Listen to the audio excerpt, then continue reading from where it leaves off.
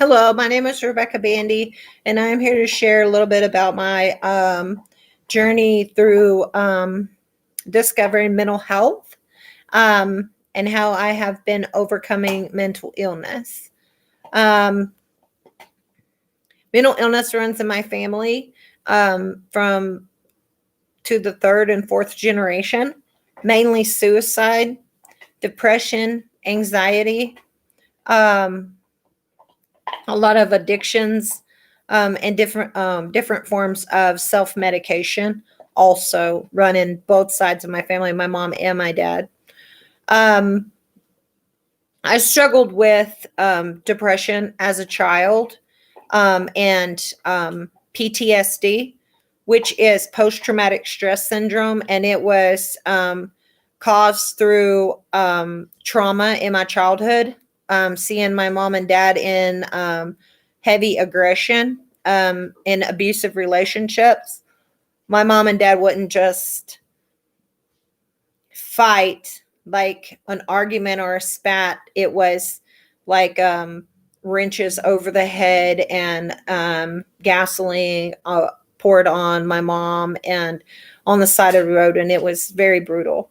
So during those traumatic times and uncertain situations and living under an intense amount of fear that social services would come in and take me and my siblings away from my mom, um, it just caused me to have such a broken, fragmented little soul. And in that, I gained PTSD. And some of the symptoms that I had was I bit my nails really deep into the quick. I was an emotional, very quiet child, but if I went to school or if there was an instance when my mom took me to go get my hair cut, and the hairdresser had asked me a question, and I broke out in just tears. I could not answer her. I had grown into a learned helplessness to where I could not make decisions for myself.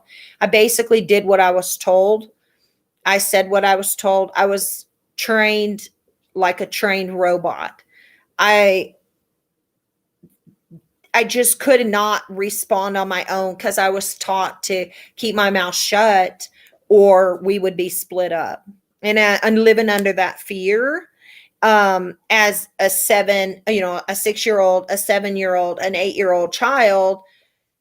And that's all you know. And just thinking you're going to go and be a ward of the state, just all that pressure, just I couldn't think for myself. It also caused me, those traumas also caused me to have be diagnosed later on in my adulthood when I went to the mental institution. The first time I was treated and hospitalized, I attempted suicide, and I was acting out in manic episodes, and they sent me to the mental institution and they diagnosed me with a personality disorder. That was developed over the trauma as a child. I just didn't know who I was. I didn't know. I knew my name was Rebecca, but I didn't know anything else. Like my beliefs, my morals, and my values were not there. There was my identity was gone, was stolen.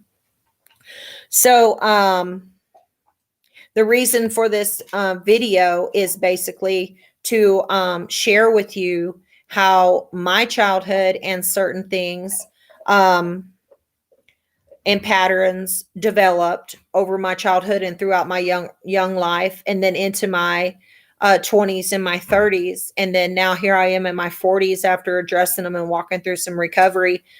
I'm recovering some things and changing the way I think through cognitive behavioral therapy, and it's actually working, and it's helping me reprogram my brain, helping me think different, look at events differently, respond differently, and actually it's changed me.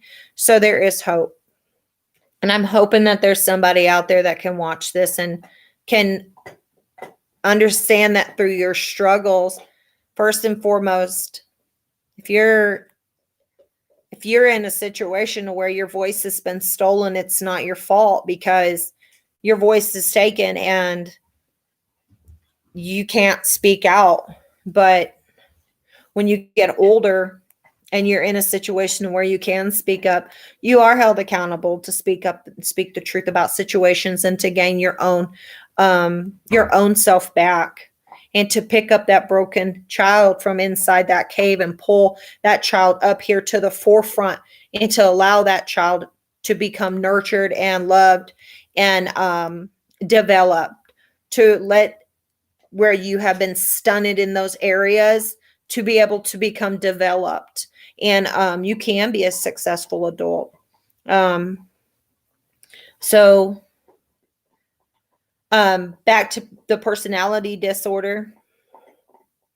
I was diagnosed in 2008 with personality disorder, and I was placed on a drug called Effexor, and I was already on Xanax for my nerves. These two drugs were not compatible. I was taking the Effexor not like they were prescribed, because I was that broken. And the Xanax, so I lost 2 years of my life, and I was in basically a blacked out manic mode, and it caused me to get into a lot of DUIs, driving under the influence of medications.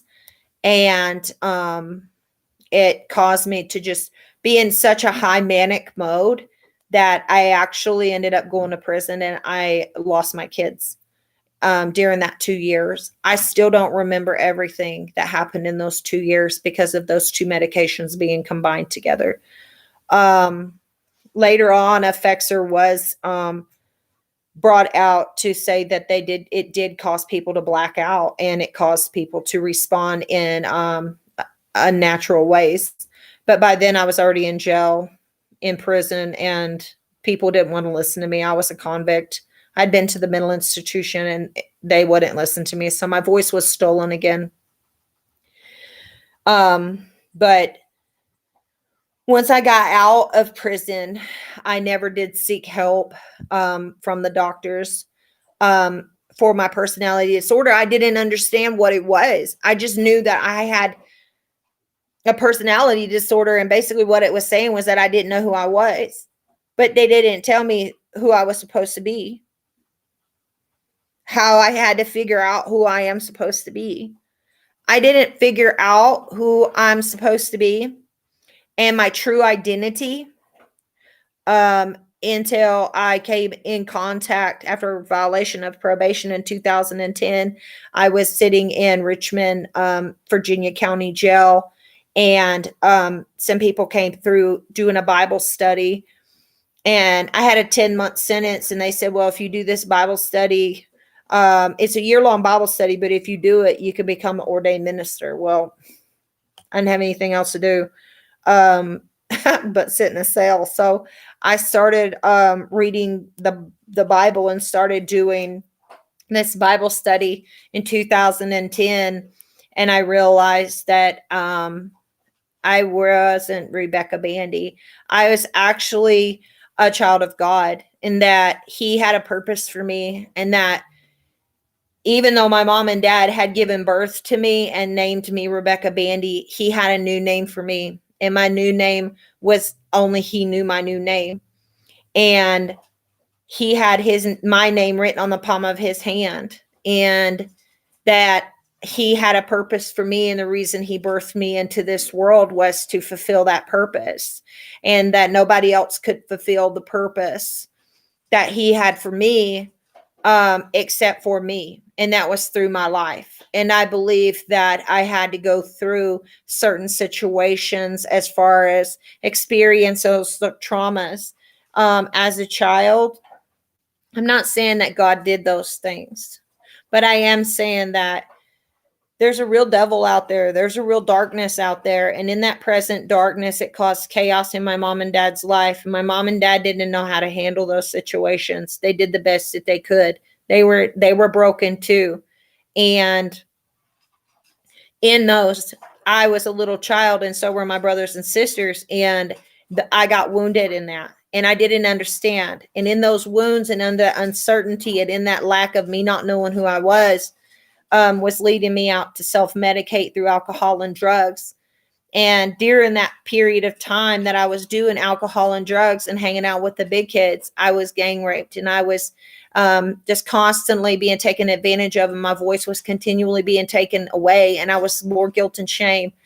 And I didn't want to talk about what was going on in me. So I thought the only way out was death.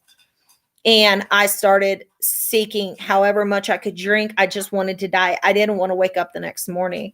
I would eat. Instead of one pill, I would eat a whole bottle of pills. I would drink a fifth of Mad Dog 2020.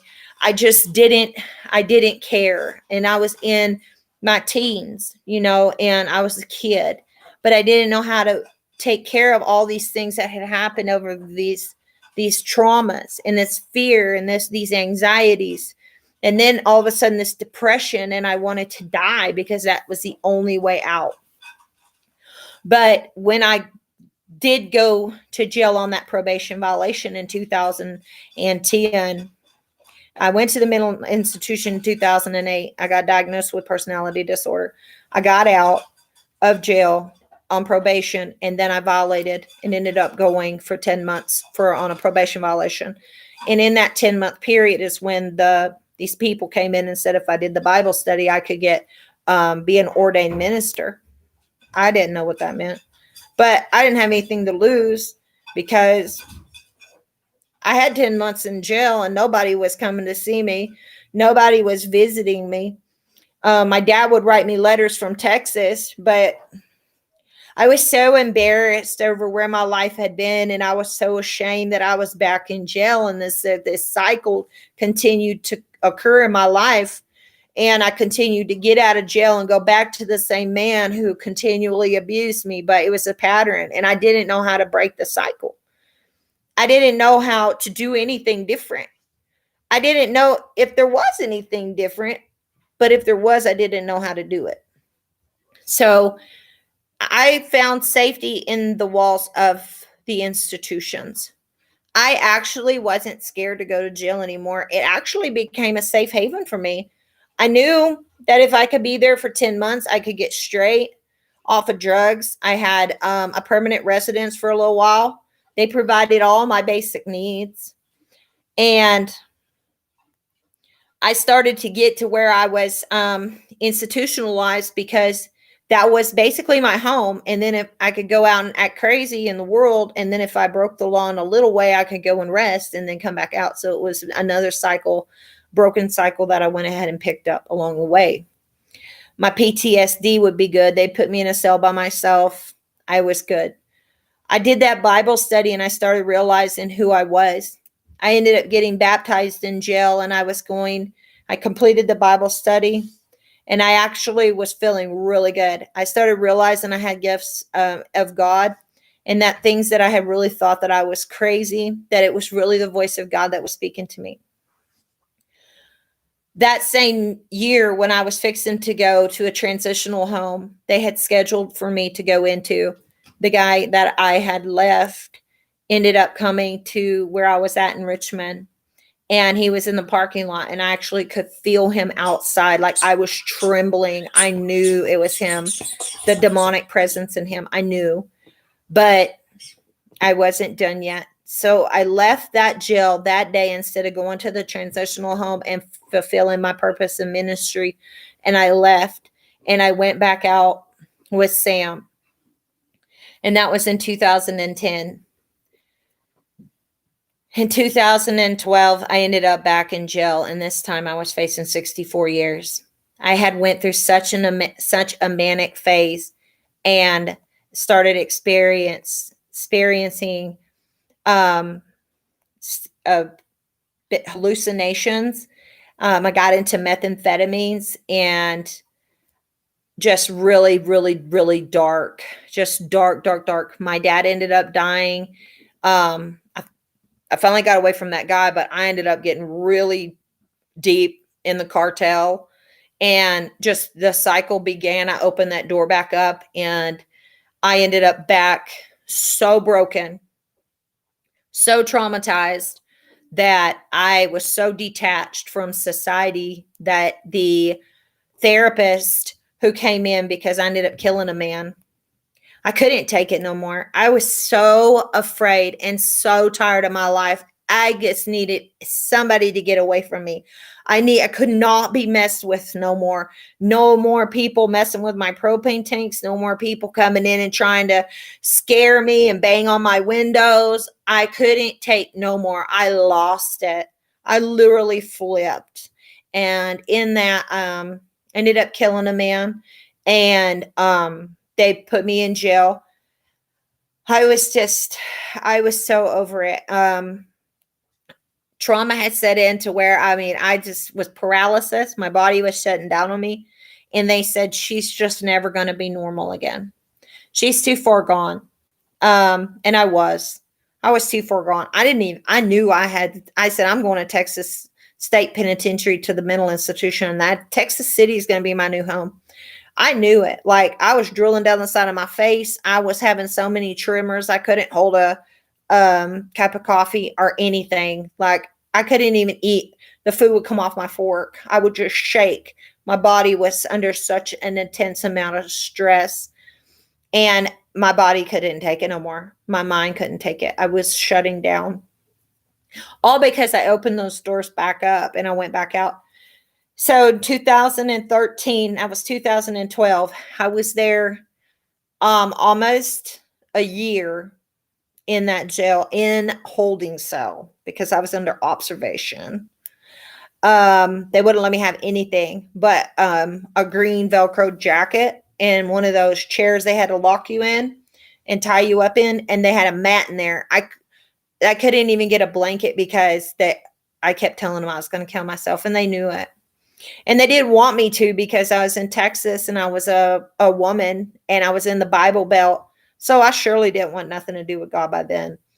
And they wanted me to be on death row. But I just was that sick. PTSD, personality disorder, and definitely anxiety, clinical anxiety on those. So anyway, in 2013, I ended up, a pastor ended up coming through there. And I got baptized in Jesus' name. And when I got baptized in Jesus' name, the top of the jail had opened up. I seen Jesus come down on a ladder, a stairs, and the angels were singing. And he came right to me, and I was just crying. And I told him not to leave me. I didn't want to leave. I didn't want to be there by myself, because I knew I couldn't get back out, because I knew if I got back out, I was fixing to hurt some more people, and I couldn't live out there. I didn't know how to live out in the public. I didn't know how to live a normal life. I never had a normal life, and I didn't know how to work a job, pay my bills. I didn't know how to handle relationships and conflicts. I didn't even know how to handle my own emotions or what was going on in my own body, or even identify with things that were happening with me, because all I was taught was how to suppress them and just toughen up and move on. And I just didn't want to be out in the world no more. It was okay. I knew how to handle jail life. I knew how to live in prisons and institutions, but I didn't know how to live in a real world. And I was afraid to tell people how I felt or what was going on with me, because they would judge me. And I didn't want any more people judging me, because half of them who were judging me, they were doing the same thing I was doing. Half of the cops that were there arresting me were the same cops I was having sex with, and they were providing me drugs. So I was so just confused in my mind about what was right, what was wrong, discerning good people, discerning bad people. I didn't know none of that. So I got baptized in Jesus' name, and I still had to be in the cell by myself. But since I was in there all by myself and for so long on my charge, they asked me if I would be a trustee. I said, no, I'm not helping you do nothing. But I ended up being a cook there in the jail, and it taught me a skill, because it taught me how to read I had a second grade reading level. I didn't know my math skills were so little. I didn't graduate school. I dropped out in 8th grade. And so it taught me in there how to read recipes. It taught me how to just so many different skills, how to cook, and cooking is a skill, and then cleaning up is a skill. And it taught me time management, because I had to get up in the morning. I had to manage all my time. And then it taught me how to go and make a grocery list, because I'd have to go and make grocery lists for what the inmates were going to have to use throughout the week. And I didn't know that this opportunity in jail was actually preparing me and cultivating me. And even though it was causing me to have anxiety because it was new, and it was, I was vulnerable because I felt ignorant, and I was ignorant, but I was beating myself up because I didn't want other people to say that I was stupid, but I really was. And because we don't want to be judged, we want to be accepted and loved. We don't want to be rejected, but we get rejected. So I was learning these skills in there, and I was still having really bad anxiety, only when they would come to me and get me for court. My dog's getting in the toy box, and she's inside the toy box. That's why I'm looking like, what in the heck is she doing? she's acting crazy. I'm so sorry. But she looks like she's in a bathtub. So anyway, I was learning skills, and I was afraid to talk to anybody, because the people who were coming into the jail, the jailers were putting girls into my cell with me for me to talk to, and they would pull them out, and they would take state's evidence, and they would write state's evidence against me for my charge. And I had 4 girls who over 649 days I was in there for my murder charge, which was actually, it was self-defense, but they had wrote statements of what I had shared with them, and how God was changing my life, and how I was overcoming anxieties and fears, and how I had learned how to finally read, and I could retain what I had read, and just certain things that I was having revelations over. And they were using that as state's evidence, and building a case against me, because they wanted me to confess to what I had done, even though they already knew what I did. I mean, how can you not do it? I was there at the time. But, the system's broken. So anyways, that was in 2013. By 2015, I was already working in a ministry. And I realized I didn't have anything to offer the girls there. I got out of my own recognizance and went to a transitional facility.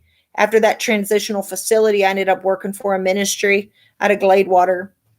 And I was sitting behind that desk, and I didn't even know how to use a computer. I didn't have a driver's license. All I had was a testimony of what God had done in my life, and how I was guilty of a crime, and God got me out. So that was really, I shouldn't have been out.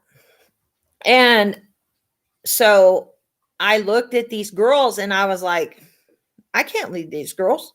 I don't have anything to teach them. So I started going to school.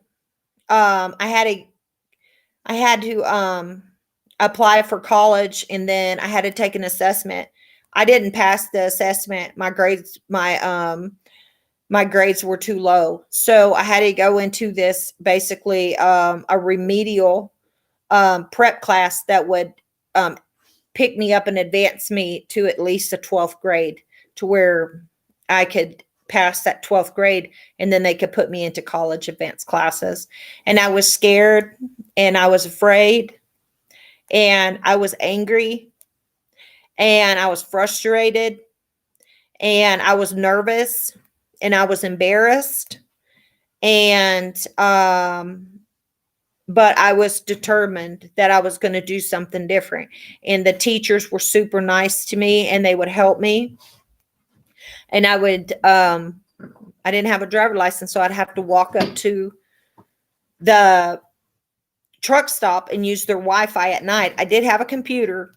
I bought a computer for $300 with my FAFSA money, and I would walk. So even though I had fear, even though I had anxiety, in the middle of the night, I would put me on some positive music, uplifting, and I would focus on that while I had to walk at night down the highway, and I would not get in nobody's cars.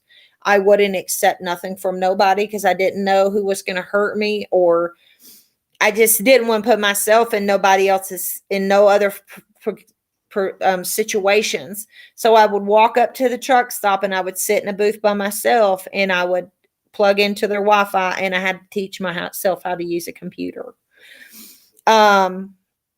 Sometimes God would send me someone, a waitress, or even a trucker who was an angel, and they would teach me certain things, how to upload videos, how to access different apps in the app store, how to set up an email account.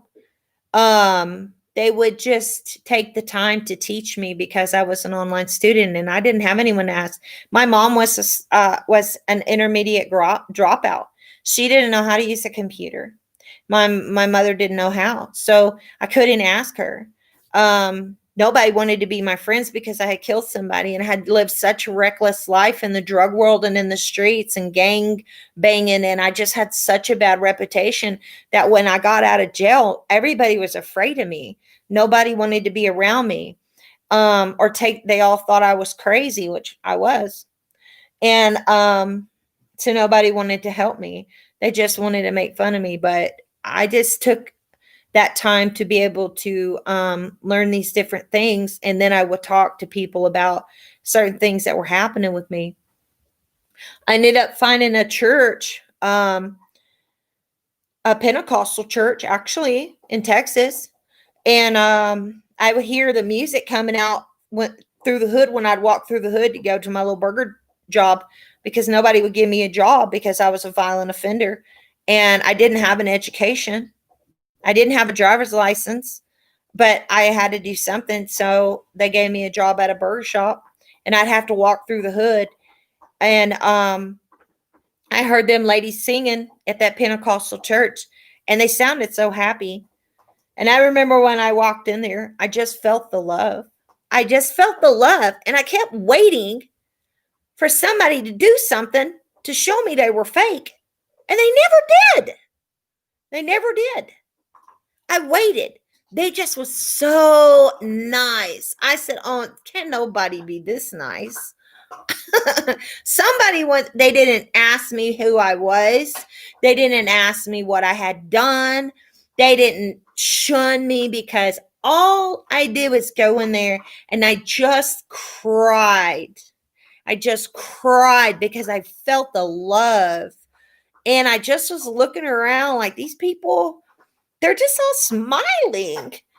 And I could not. I just couldn't. And all they did was just hug me and tell me it was going to be okay. And I didn't have to be afraid. But so I got connected there. I still was afraid of people, but the pastor there allowed me to clean their church. So that gave me something to be able to connect back to. So each of these little things that I was volunteering for, or each of these events, I had to walk to the truck stop and meet, and I had to connect to a person. I had to talk to them, to ask questions. I had to, because I had a desire in me to prove these people, these sociologists, these psychiatrists wrong, because they want to put me in a padded cell and throw away the key. But I knew there had to be something in me. I just didn't know what. And I said, surely, like, they talked about me like I wasn't there. So each of these things I was connecting to.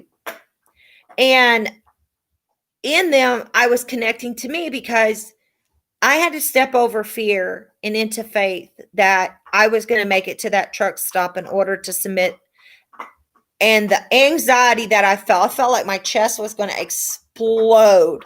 I felt like I had on a cast iron vest and it was welded on me. That's how I felt. And I couldn't breathe. Like if I tried to take a deep breath, I couldn't. My lungs could not expand. That's how I felt. And I would walk up there and I felt that. And I would just, my hands would shake, but I would just carry my computer bag and I would walk up the road. And I felt that in my chest. And I had to walk through that. And I remember those feelings like I was going to explode. And I said, if I explode, I wasn't sure what was going to come out because I just felt like I had that around me, like this cast iron big vest. And it was fear gripping me to hold me back. But I just kept doing it. And that was in 2000. I got my associate's degree in 2000, let's see, 15, 16, 17. I got my associate's degree. I got my bachelor's degree March the 6th of last year, and I started my master's degree exactly 8 weeks ago. And I dropped out of school. I had a second grade reading level in 2012. And when I got out of jail in 2015, here I am. And let me just go ahead and tell you, I've contacted the sociologist who said that about me, and I've contacted my lawyer out of Texas, and I've contacted several different people who were on my case back then to come on these live shows with me and to connect. And if you have any questions, post them, because this is about mental health, first and foremost, that there is a stigma in this United States, but you do not have to be ashamed. You do not have to be ashamed if you have depression, anxiety, if you have suicidal thoughts, even tendencies. I used to cut myself. I used to harm myself. If ODing on drugs and alcohol isn't harm enough, I still cut myself. I shot drugs into my veins, all because I wanted to die. I wanted to kill me because I didn't know who I was. I didn't know my value or my purpose. But I'm here to tell you, you do matter, and you do have a purpose, and you do have a reason for being here. And it may not look good now. You may think, why should I care? But you are worth it, and life is worth living. I love you guys, and let me know if you have any questions. Thank you.